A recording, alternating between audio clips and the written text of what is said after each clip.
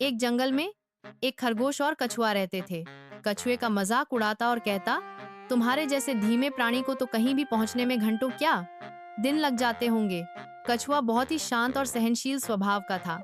वह कभी खरगोश की बातों का बुरा नहीं मानता था। लेकिन एक दिन उसने खरगोश की घमंडी बातें सुनकर ठान लिया कि अब उसे एक सबक सिखाना चाहिए। उसने कहा, अगर तुम्हें लगता है कि तुम मुझसे बेहतर हो तो चलो हम दौड़ लगाते हैं।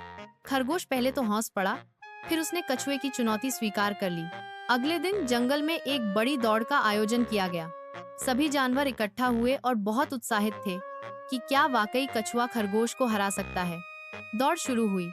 खरगोश हवा से बातें करता हुआ दौड़ा और कुछ ही समय में कछुए से बहुत आगे निकल गया।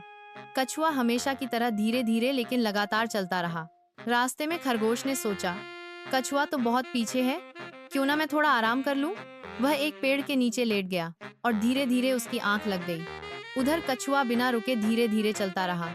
वह किसी की गति से प्रभावित नहीं हुआ, बस अपने लक्ष्य पर ध्यान केंद्रित करता रहा। समय बीतता गया और कछुआ मंजिल के करीब पहुंच गया। जब खरगोश की नींद खुली तो उसने देखा कि सूरज ढलने को है। वह घबराकर तेजी से दौड़ा, लेकिन जब वह दौड़ की अंतिम रेखा तक पहुंचा, तब तक कछुआ जीत चुका था।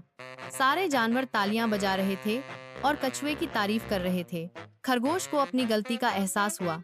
उसने कछुए से माफी मांगी और कहा, आज तुमने मुझे सिखा दिया कि घमंड करना और किसी को कमजोर समझना गलत है। सफलता मेहनत और निरंतर प्रयास से मिलती है। कछुआ मुस्कुराया और बोला, जीतने वाला वही होता है जो रुकता नहीं, चाहे उसकी गति धीमी ही क्यों ना। इस कहानी से हमें यह सीख मिलती है कि निरंतर प्रयास, धैर्य और आत्मविश्वास से कोई भी लक्ष्य हासिल किया जा सकता है। घमंड और लापरवाही सफलता में बाधा बनते हैं। धीमे चलो, लेकिन चलते रहो, यही सफलता की असली कुंजी है।